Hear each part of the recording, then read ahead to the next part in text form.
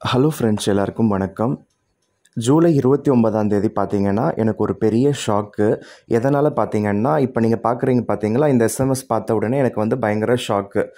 Your ICICI bank credit card limit is revised to ₹20,000 as per the bank's periodic assessment of credit limit and card usage அப்படின்னு சொல்லி போட்டுட்டாங்க.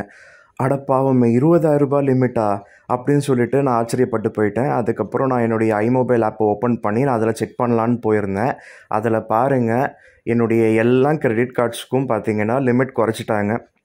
எல்லாத்துக்குமே பார்த்தீங்கன்னா இப்போ just 20,000 மட்டும்தான் limit.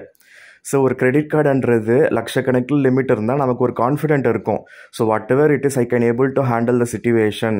ரொட்டேஷனுக்கு வந்து கிரெடிட் கார்டு இருக்குது, அதனால் என்றைக்காக இருந்தாலும் எந்த பிரச்சனை வந்தாலும் ஹேண்டில் பண்ணிக்கலாம் அப்படின்னு சொல்லிட்டு நான் வந்து நல்லா மைண்டுக்குள்ளே ஏற்றி வச்சுருக்கேன்.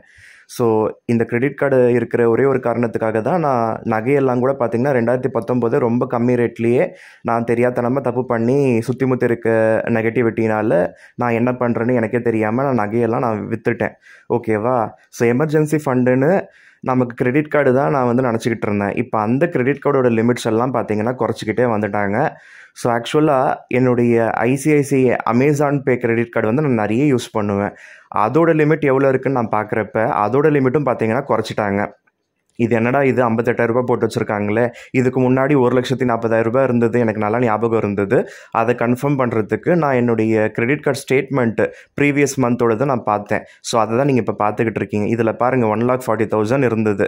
அதில் நமக்கு 14,000 நமக்கு கேஷ் லிமிட்டும் கொடுத்துருப்பாங்க. ஓகேவா? கிரெடிட் கார்டை பொறுத்த வரைக்கும் கேஷ் லிமிட் வந்து நம்ம ஏடிஎம்மில் போய்ட்டு வித்ட்ரா பண்ணலாம். பட் பண்ணாதீங்க, பண்ண நல்லதுக்கு இல்லை, நிறைய சார்ஜஸ் போடுவாங்க. ஸோ இந்த மாதிரி லட்சக்கணக்காக இருந்த அந்த கிரெடிட் லிமிட்டு டக்குன்னு குறைச்சிட்டாங்க. இது எதனால் தெரியுமா?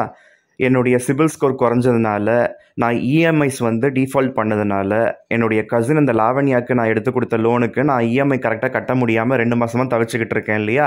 ஜஸ்ட்டு 1 மந்த் 2 மந்த்லேயே பார்த்தீங்கன்னா நம்ம கிரெடிட் கார்டோட லிமிட்ஸ் எல்லாம் குறைச்சிட்டாங்க. அதனால் யாராக இருந்தாலும் நீங்கள் பர்சனல் லோன்ஸோ இல்லைனா ஏதாவது வாங்குறீங்கன்னா கரெக்டாக கட்ட பாருங்கள். கட்ட முடியாத பட்சத்தில் சிபில் ஸ்கோர் குறையுது. 790 இருந்த சிபில் ஸ்கோர் இப்போ 640 தாங்க இருக்குது.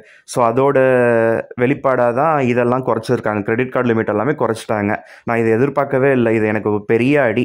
ஸோ ஃப்யூச்சர் எனக்கு வந்து ஸ்பாயில் ஆகிடுச்சு. என்னுடைய கசின் லாவண்யா, அவளோட புருஷன் அந்த இத்திஷ்ன்ற புறம்போக்குனால.